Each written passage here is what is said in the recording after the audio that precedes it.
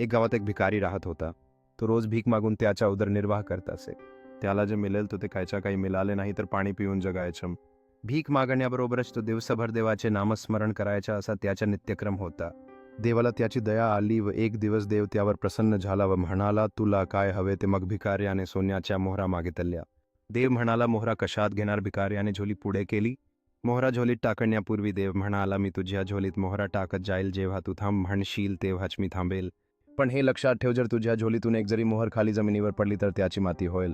भिकाऱ्याने जेव्हा अमान्य केली. देव भिकाऱ्याच्या झोलीत मोहरा ओतू लागला. हळूहळू झोली भारत आली, पण भिकाऱ्याला सोन्याच्या मोहावरे ना मोहरांच्या वजनाने झोली फटू शकते हे त्याच्या लक्षात येऊनही तो थांब म्हणत नव्हता. शेवटी जे व्हायचे तेच झाले. त्याची झोली फाटली व त्यातील सर्व सोन्याच्या मोहरा खाली पडतात व त्याची माती होते. त्याच्याबरोबर देवही नाहीसा होतो व त्याच्याजवळ रडण्याशिवाय काहीच उरत नाही. आणि शेवटी समाधानी वृत्ती नसेल, यामुळे तो